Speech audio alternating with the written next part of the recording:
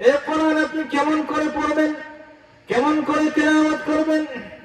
আপনি যদি এই কোরআনকে স্পর্শ করতে যান, টাচ করতে যান, কোরআন আপনাকে বলবে don't touch me without making উযু, don't touch me without making অ্যাবলুশন।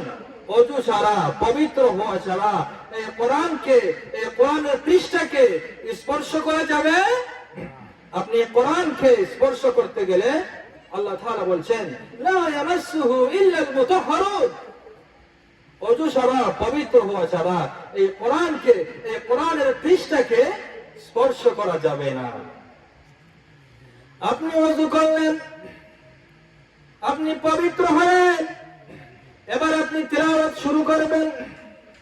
তিলাওয়াত শুরু করার আগে আল্লাহ সুবহানাহু ওয়া তাআলার কাছে শয়তান থেকে পানাহ চাওয়ার দরকার আছে না নাই?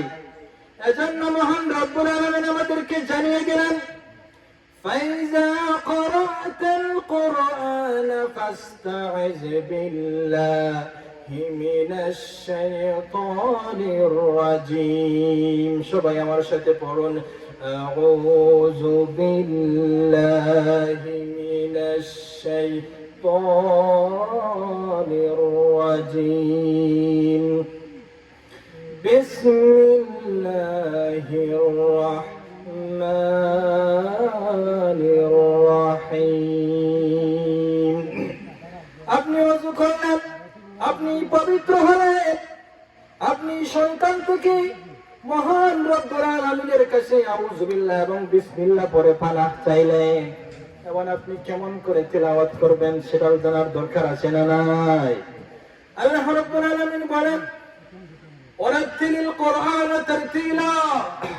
আপনি কেমন করে তিলাওয়াত করবেন, আপনি কেমন করে সুর দিবেন, আপনার মন গড়া তিলাওয়াত করলে হবে না। অনেকে বলে ভাই আমার তো সুর নাই। আপনার সুর যেটা আছে সেটাই আপনার সুর। আপনি চেষ্টা করেন, আপনি চেষ্টা করলে আপনাকে তিলাওয়াত করার তৌফিক দিবে কে? আপনি কিভাবে তিলাওয়াত করবেন? ওয়ারাতিলিল কুরআন তারতিলা। তারতিলের সাথে, তাবদীলের সাথে, তাহসিনের সাথে, তাজবিদ সহকারে তিলাওয়াত করার দরকার আছে না নাই? এজন্য আমরা সবাই তারতিলের সাথে কোরআন তিলাওয়াত করব। আল্লাহ পাক যেন আমাদেরকে তারতিলের সাথে, তাবদীলের সাথে এই তিলাওয়াত করার তৌফিক দান করেন। সবাই বলি আমিন।